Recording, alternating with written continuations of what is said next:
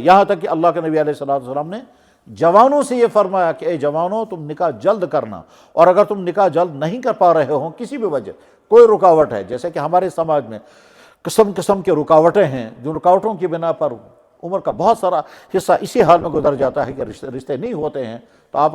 یا معاشر الشباب آپ نے فرمایا اے جوانوں من استطاع منکم الباءۃ فلیتزوج، جو گھر بسانے کے قابل ہو گیا یعنی نکاح کرنے کے قابل ہو گیا تو فوراً نکاح کر لینا،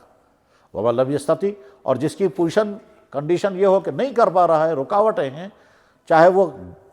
جینور رکاوٹیں ہیں یا بناوٹی رکاوٹیں ہیں لیکن ہیں رکاوٹیں، اور تمہارا رشتہ نہیں ہو پا رہا ہے، فعلیہ بالصوم، تو بہت مسلسل روزے رکھتے رہنا تاکہ تم گناہ سے اپنے آپ کو بچا سکو۔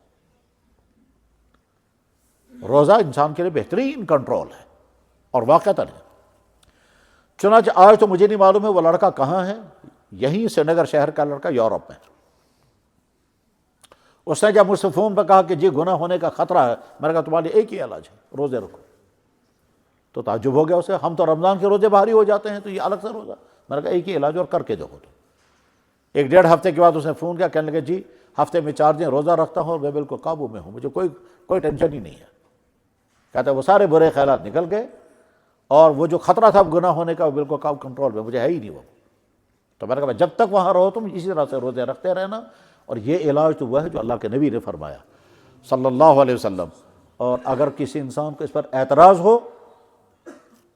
تو جواباً عرض ہے، اگر کسی انسان کو اس پر اعتراض ہو یا ذہن قبول نہ کر رہا ہو تو جواباً عرض یہ ہے کہ جناب آپ کی کسی بیماری میں اگر ڈاکٹر نے کہا کھانا پینا اتنے ٹائم کے لیے بند کرنا ہوگا، ٹھیک ڈائٹنگ کرنی ہوگی، وہاں آپ کو اعتراض ہوگا؟ تمہارے جسم کی بیماری کو دور کرنے کے لیے ڈاکٹر کہتا کھانا پینا بند کر دو، کچھ بیماری ایسی ہے پانی نہیں پی سکتے، آپ ڈائریسی چل رہی پانی نہیں پی سکتے، شوگر ہو گیا ساری میٹھی چیزیں بند کر دیتے ہیں، کولیسٹرول بڑھ گیا کہ کون سی چیزیں بند کر دیتے ہیں، یورک ایسڈ بڑھ گیا کتنی فائدے مند چیزیں بند کر دیتے ہیں، پراسٹیٹ کا ورم ہو گیا ملک پروڈکٹ کی ساری چیزیں بند کر دیتے ہیں، کہ دودھ بھی مت پینا، دہی بھی مت کھانا، مکھن بھی مت کھانا، پنیر بھی مت کھانا، یہی میں نے سنا ہے۔ میڈیکل تو ڈاکٹروں کا سبجیکٹ ہے، میرا سبجیکٹ نہیں ہے، اس میں مجھ سے غلطی ہو سکتی ہے،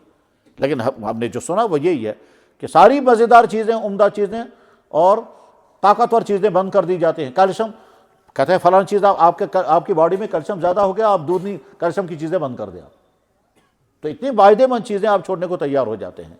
اور بعض بیماریوں میں ڈاکٹر کہتا ہے آپ کو مکمل پرہیز کرنا ہے۔